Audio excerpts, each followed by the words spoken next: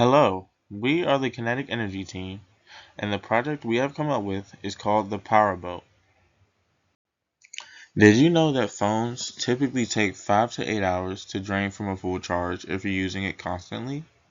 That may seem like a long time, but after that time is up, it takes about 2 hours to charge back to full again, and most people don't have time to wait that long.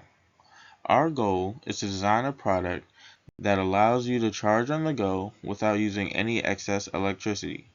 A renewable energy source that would not be invasive and would be powered by everyday actions.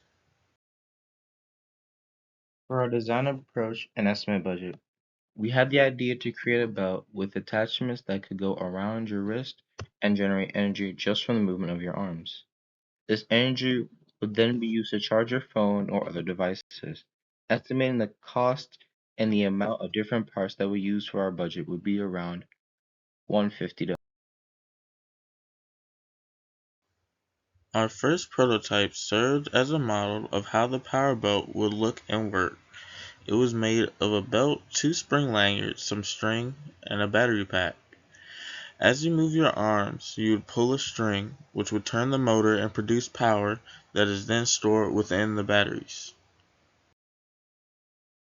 For prototype 2.1, this is our circuit board. Its purpose is to charge a battery pack for generating kinetic energy.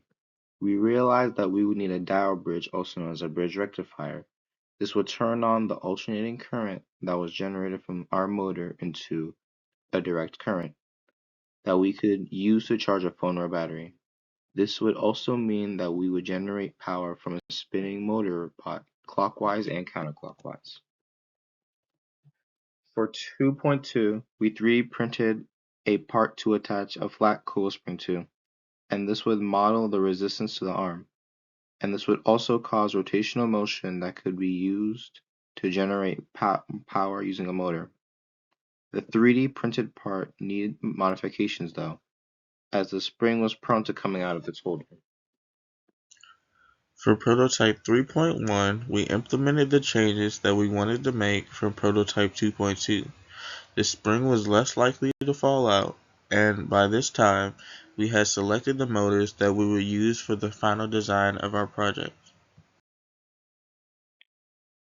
For prototype 3.2, we have affixed a gear on top of the spring so that it will rotate in sync with the spring.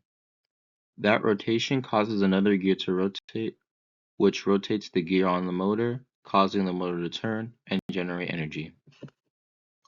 This was the last prototype before the final build of the power belt. We connected our dial bridge and battery to the motor so that when the flat coil spring rotated, that energy charged the batteries. For the milestones we've reached, we have completed an initial prototype demonstrating the functionality and general appearance of the power belt. We have also completed a much larger scale model of the prototype, demonstrating the power and the general mechanism.